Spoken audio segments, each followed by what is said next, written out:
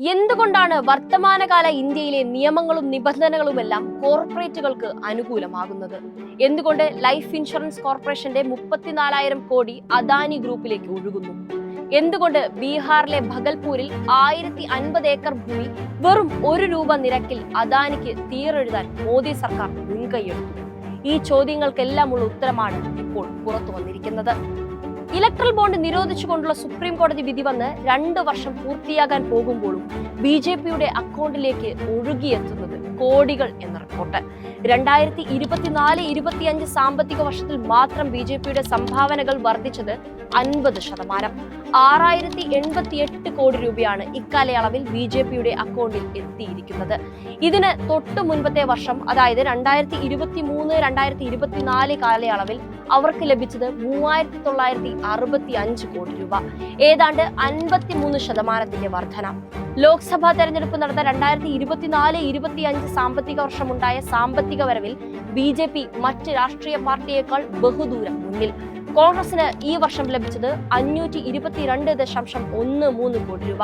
കണക്ക് കൂട്ടി നോക്കിയാൽ പ്രതിപക്ഷ പ്രധാന പാർട്ടിയായ കോൺഗ്രസിന് ഈ വർഷം ലഭിച്ച തുകയേക്കാൾ 12 ഇരട്ടി അധികമാണ് BJPയുടെ സാമ്പത്തിക വരവ്. ഇതേസമയം രാജ്യത്തെ കോൺഗ്രസ് ഉൾപ്പെടെയുള്ള 12 പ്രതിപക്ഷ പാർട്ടികൾക്ക് ആകെ കിട്ടിയത് 1343 കോടി രൂപയാണ്. ഇതിന്റെ ഏതാണ്ട് 4.5 മടങ്ങാണ് BJP എന്ന ഒറ്റ രാഷ്ട്രീയ പാർട്ടിക്ക് മാത്രം ലഭിച്ചത്. ഇനി സംഭാവനകൾ വന്ന വഴി കൂടി പരിശോധിച്ചു നോക്കാം.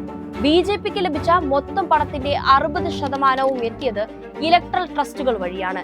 അതായത് ഏതാണ്ട് 3744 കോടി രൂപയും ഇങ്ങനെയാണ് എത്തിയതെന്ന് ചുരുക്കം. ശേഷിക്കുന്ന 2344 കോടി രൂപയാകട്ടെ വിവിധ കോർപ്പറേറ്റുകളുടെയും അതിസമ്പന്നന്മാരുടെയും സംഭാവനയാണ്.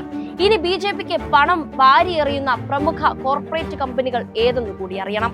ഒന്ന്, സിറം ഇൻസ്റ്റിറ്റ്യൂട്ട് ഓഫ് ഇന്ത്യ. ഇവർ ഇക്കാലയളവിൽ BJPക്ക് നൽകിയത് 100 കോടി രൂപ. റുങ്ത സൺസ് ലിമിറ്റഡ് 95 കോടി, വേദാന്ത ലിമിറ്റഡ് 67 കോടി, മാക്രോടെക് ഡെവലപ്പേഴ്സ് 65 കോടി, ITC ലിമിറ്റഡ് 39 കോടി, മാൻകൈൻഡ് ഫാർമ 30 കോടി, ഹിന്ദുസ്ഥാൻ സിങ്ക് ലിമിറ്റഡ് 27 കോടി. ഇത്രയും ലഭ്യമായ വിവരങ്ങൾ മാത്രം, അല്ലാത്തത് ഇതിനപ്പുറമാകും. ഇതിൽ ഏറ്റവും ശ്രദ്ധിക്കേണ്ടത് 2024 സുപ്രീം കോടതി ഇലക്ട്രൽ ബോണ്ട് നിരോധിച്ച ശേഷം 20,000 രൂപയ്ക്ക് മുകളിലുള്ള സംഭാവനകൾ ചെക്ക് വഴിയോ ബാങ്ക് ട്രാൻസ്ഫർ വഴിയോ മാത്രമേ നൽകാൻ കഴിയുള്ളൂ എന്നതാണ്. സുപ്രീം കോടതി തടയിട്ടിട്ടും BJPയുടെ അക്കൗണ്ട് കോർപ്പറേറ്റുകളുടെയും അതിസമ്പന്നരുടെയും പണം കൊണ്ട് നിറയുന്ന പ്രതിഭാസത്തെ അത്ഭുതമെന്നാണോ ദുരൂഹതയെന്നാണോ വിളിക്കേണ്ടത്? ഇനി നമുക്ക് തുടക്കത്തിൽ ചോദിച്ച ചോദ്യത്തിലേക്ക് തന്നെ എത്താം. എന്തുകൊണ്ട് നമ്മുടെ രാജ്യത്തെ നിയമങ്ങളെല്ലാം കോർപ്പറേറ്റുകൾക്ക് അനുകൂലമാകുന്നുവെന്ന്. ഇത് തന്നെയാണ് അതിനുള്ള ഉത്തരം.